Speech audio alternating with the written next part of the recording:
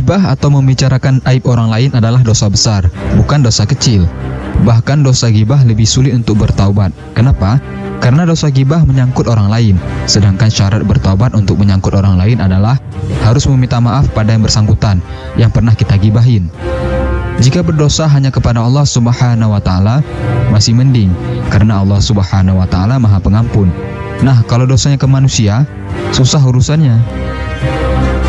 Saking bahayanya ghibah, sampai-sampai Allah Subhanahu wa Ta'ala menurunkan satu ayat khusus yang membahas tentang ghibah, bersama dengan ibarat yang diumpamakan oleh Allah, yaitu ibarat memakan bangkai saudaranya sendiri. Kita bisa lihat di dalam surat Al-Hujurat ayat 12 yang artinya, "Hai orang-orang yang beriman, jauhilah kebanyakan prasangka, karena sebagian dari prasangka itu dosa. Dan janganlah mencari-cari keburukan orang, dan janganlah mengunjing satu sama lain. Adakah seorang di antara kamu yang suka memakan daging saudaranya yang sudah mati?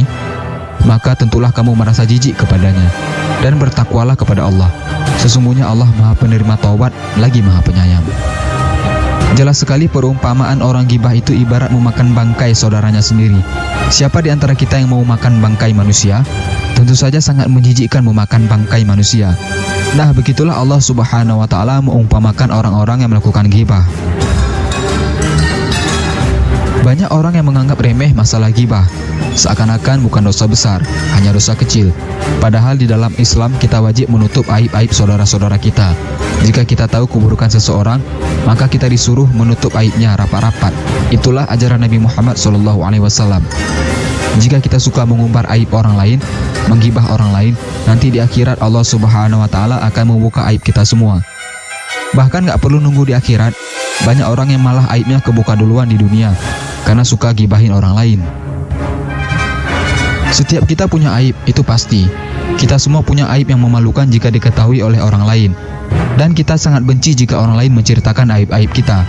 Lalu kenapa malah kita dengan entengnya menggibahin orang lain? Biasanya sih yang suka gibah-gibah itu para perempuan.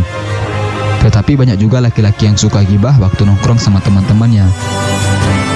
Gibah itu nggak ada gunanya kok, menambah dosa ke orang lain. Susah pula minta maafnya kalau mau bertobat. Kita itu nampak mulia, baik, dan disegani karena aib-aib kita masih ditutupi oleh Allah Subhanahu wa Ta'ala. Coba aib kita dibuka oleh Allah, pasti kita nggak sehebat sekarang di mata orang lain. Oleh sebab itu, mari kita tutupi aib-aib saudara kita, agar Allah Subhanahu wa Ta'ala menutupi aib-aib kita juga.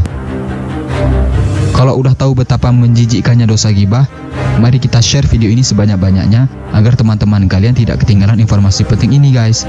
Mudah-mudahan mendapatkan pahala dengan menge-share video ini. Apalagi kalau ada yang bertobat dari ghibah setelah menonton video ini. Mudah-mudahan Allah Subhanahu wa Ta'ala menjauhkan kita dari ghibah, karena ghibah itu dosa paling mudah dilakukan. Hanya perlu buka mulut, klik sekali lagi tombol ikuti, lalu pilih lihat dahulu, agar kalian tidak ketinggalan video-video menarik lainnya setiap hari. Terima kasih.